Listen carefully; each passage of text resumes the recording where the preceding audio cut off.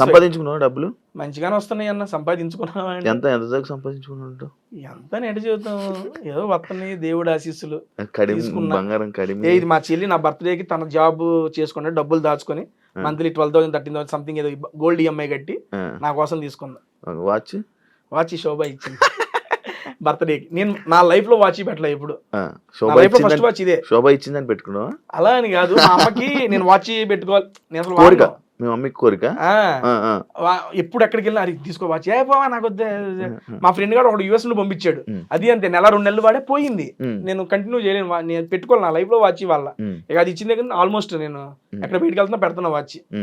ఏదో ఉంటదిగా సరదాగా అట్ట పక్కనే. టేస్ట్ మాస్ గార్డ్ అని ఎందుకన్నారు? అది నాకే తెలియదు అన్న, మీరు చెప్పాలి బయట చూసి. నాకు బయటకు వచ్చే బయటికి మాస్ గడ్ అంటే ఎందుకు తిడుతున్నారో పుడుతున్నారో అర్థం కాలా. తర్వాత కామెంట్స్ అవి చూసిన తర్వాత బేసిక్ గా నేను పర్సనల్ గా చాలా సాటిస్ఫై అయ్యా ఈ సీజన్ లో. ఒక ప్రోమో కింద 6,000 కామెంట్లు ఉంటే దాన్ని మొత్తం మాస్గడ్ తేజ గేమ్ చేంజర్ తేజ ఊపిపడేశారు. అమ్మని అమ్మ ఏంది ఎంతమందికి నచ్చామా మనం అని సెల్ఫ్ సాటిస్ఫాక్షన్ సీరియస్లీ. ఎందుకంటే మనం కామెంట్ లో, నేను యూట్యూబ్ లో వీడియో చేసేటప్పుడు కూడా నాకు 500-600 కామెంట్లు వస్తాయి అన్న, నేను చేసే ఫుడ్ వీడియోకి కూడా. అటువంటిది 6,000 కామెంట్లు 7,000 కామెంట్లు నా పేర్లు ఉన్నాయి అంటే నాకు భలే అనిపించింది. అది టేస్టీ తేజ సింపతి ట్రై చేశాడా? ఏ విషయంలో అన్న?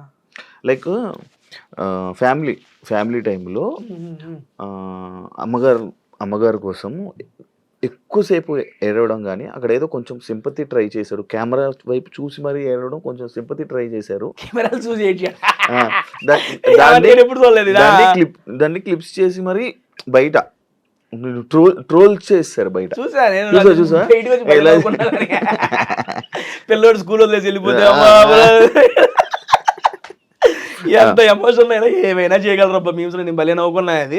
Okay done. సింపతి అనేది బేసిక్ గా నా లైఫ్ లో నేను సింపతిని ఎప్పుడు కోరుకోనన్నా సీరియస్లీ.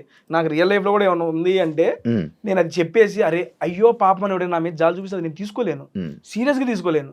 అటువంటిది ఆ మూమెంట్ లో నా మనసులో ఏం వచ్చేసిందంటే బలంగా, అరే లాస్ట్ టైము ఫ్యామిలీ వీక్ అప్పుడు నువ్వు ఇంట్లో బయటికి వెళ్ళిపోయావు, ఇప్పుడు ఫ్యామిలీ వీక్ జరుగుతుంది, అందరు పేరెంట్స్ వస్తున్నారు, నువ్వు ఏదైతే అనుకున్నావో మీ అమ్మ రావట్లేదు, ఒకవేళ అదే వారం నేను ఎలిమినేట్ అయిపోతే ఏంటి పరిస్థితి?